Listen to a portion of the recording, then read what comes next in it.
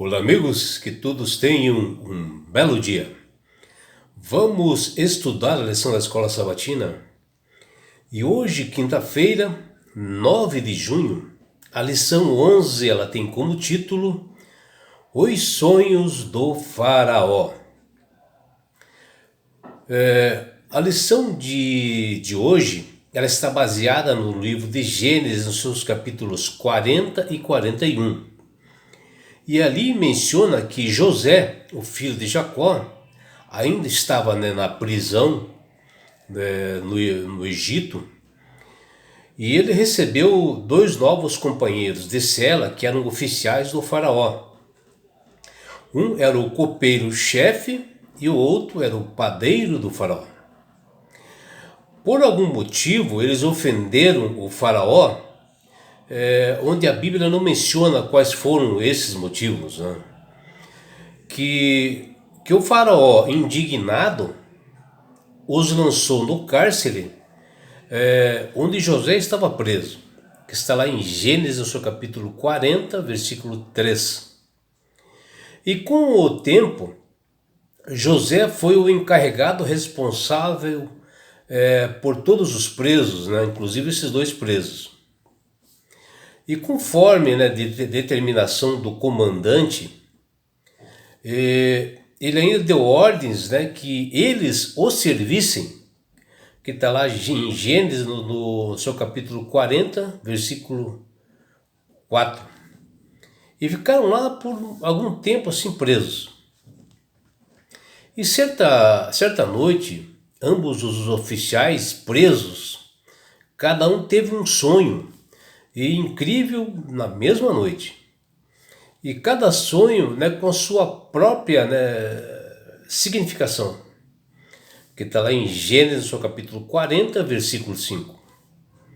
E eles, acreditando que não eram assim sonhos comuns, eles ficaram assim perturbados, angustiados, por acharem que, estando ali dentro da prisão, aqueles sonhos de indicação de alguma coisa iria acontecer.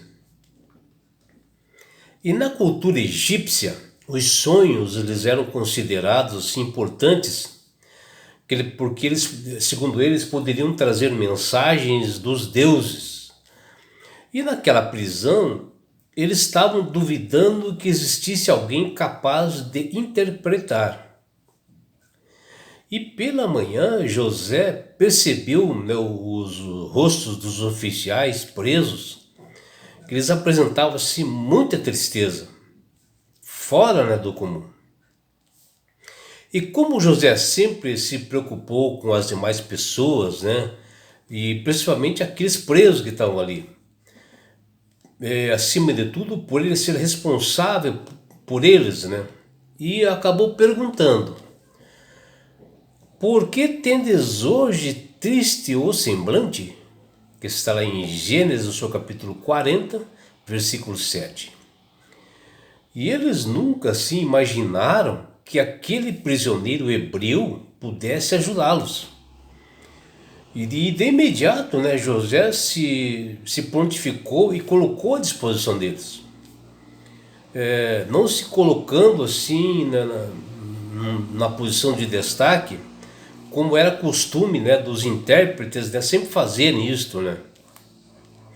E sim, José, com bastante assim, humildade, revelou para aqueles homens presos que quem é o único e verdadeiro que tem o poder de interpretar os sonhos deles era esse Deus verdadeiro. Bom, o primeiro sonho a ser revelado por Deus foi o copeiro-chefe. E ele contou sobre o sonho que ele teve. E após ouvir o seu relato, iluminado por Deus, José logo respondeu o significado. E após 3 dias, o copeiro foi restituído à sua antiga função no palácio pelo faraó. E vendo o padeiro-chefe que a interpretação era boa, que está lá em Gênesis, capítulo 40, versículo 6, resolveu também contar o seu sonho. E aquele que provavelmente desdenhava, né, que pudesse alguém interpretar. Mas só que o sonho dele foi muito diferente, né? Principalmente o seu significado. Onde após 3 dias a sua vida seria ceifada de forma cruel pelo faraó. As escrituras, elas não revelam assim a reação daqueles homens, né, diante das revelações dos sonhos. Mas certamente, né, a revelação do padeiro não deveria ser das melhores, né? E no terceiro dia, porém, tudo se cumpriu, como José havia interpretado, que está lá em Gênesis, seu capítulo 40, versículos 22. E quando José terminou de dar a interpretação do sonho, né, do copeiro-chefe, ele rogou para que este, né, lembrasse dele, né, de que falasse em favor dele para o faraó, para que ele pudesse sair dali, né? E ele esperava que seu feito assim causasse profunda gratidão no coração daquele servidor egípcio, né? De forma que pudesse beneficiar a ele, José. E infelizmente, né, o copeiro-chefe, todavia, não se lembrou de José. E dele se esqueceu. Está lá em Gênesis, seu capítulo 40, versículo 23. E José, ao ser encarregado, né, de servir aqueles homens, procurou aquela prisão se tornar o lugar mais agradável possível. Dia após dia, ele servia com alegria, singeleza de coração e os motivava assim a todos os presos a confiar que o sofrimento deles não duraria para sempre. E ao vê-los assim tristes, logo se compadeceu e procurou despertar-lhes a lembrança, né, de uma amizade sincera. E José logo percebeu que o seu pedido que fez ao copeiro-chefe, que quando ele estivesse fora da prisão, ele falasse, né, ao faraó sobre ele, que lembrasse dele, né? Ele tinha certeza que não seria atendido, né, por este servidor. Porque passaram-se anos e nada dele, José, ser solto. E ele imaginava que essa seria a única chance dele conseguir sua liberdade. Mas Deus ainda tinha uma obra a ser realizada no coração de José. E na data marcada no céu, com toda certeza, José sairia daquele lugar.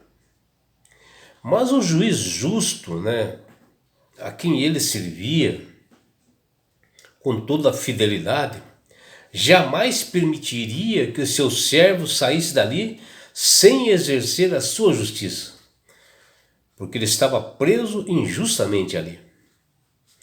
E em sua integridade, José honrou o nome de Deus, e chegou a hora do Senhor recompensá-lo. Passados 2 anos completos, o faraó teve um sonho, que está lá em Gênesis, seu capítulo 41, versículo 1. E ele tornou a dormir. E sonhou outra vez, que está lá em Gênesis 41, 5. E perturbado, né, o faraó com os sonhos, ele convocou assim uns magos e sábios, mas ninguém havia que ele interpretasse esse sonho, que está lá em Gênesis, seu capítulo 41, versículo 8. Aí que foi no tempo determinado que o copeiro-chefe, aquele que foi solto e que o José havia pedido para que ele lembrasse dele, ele acabou se lembrando de José e relatou ao faraó da sua experiência que ele teve com um jovem hebreu na prisão, que interpretou o sonho que ele havia tido, que está lá em Gênesis, no capítulo 41, versículo 12. José, chamado para se apresentar perante o faraó, e devidamente assim vestido, asseado e muito bem assim trajado, aquele prisioneiro assim desconhecido revelava o porte de um rei. E com um semblante assim sereno e amistoso, ficou diante, né, do faraó. As suas palavras soaram aos ouvidos do faraó e de seus oficiais como as palavras de um anjo, de forma a ganhar confiança. Eles começaram a ter confiança, né, em José, o filho de Jacó. E onde ali, né, Deus utilizou este servo para mostrar ao rei as coisas que ele iria fazer. Que está lá em Gênesis, no capítulo 41, versículos 25 e 28. E com humildade, com bastante assim, autoridade e convicção do que ele estava falando, José transmitiu a mensagem de Deus com segurança, onde ele provocou assim, uma profunda admiração do faraó do Egito. E vejam o que ele diz: acharíamos porventura homem como este, em que é o Espírito de Deus? Está lá em Gênesis, no capítulo 41, versículo 38.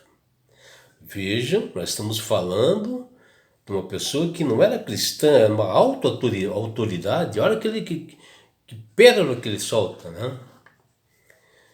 E ele continua dizendo, veja o que ele diz mais: visto que Deus revelou tudo isto a você, José, não há ninguém tão ajuizado e sábio como você.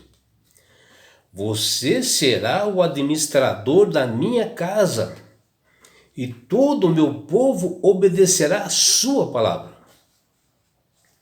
Somente no trono eu serei maior do que você.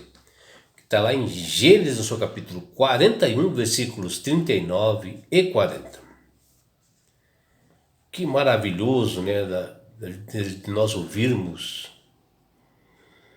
um testemunho desses assim, de uma pessoa que não conhecia Deus e que através de um servo, de uma mensagem de um servo, eles começam a acreditar no Deus que criou o universo.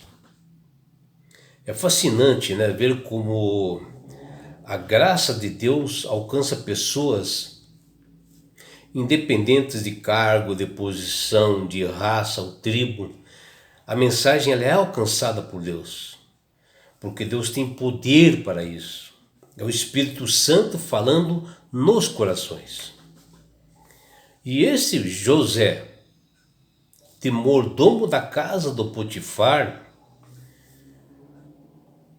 para se tornar assim o chefe da prisão e depois um governante de todo o Egito, tendo a autoridade, né, do faraó para ele, é uma história poderosa, não é, meus amigos? Por isso que eu digo para você, meu amigo, minha amiga, que você possa aceitar o convite que Jesus faz em seu coração para você e para os seus filhos, porque Ele tem planos enormes para a sua vida. Ele quer tirá-lo a todos vocês dessas aflições, desses tormentos, dessas dores que tem nesse mundo e levá-los para as mansões celestiais. E sabe por quê? Porque Jesus te ama.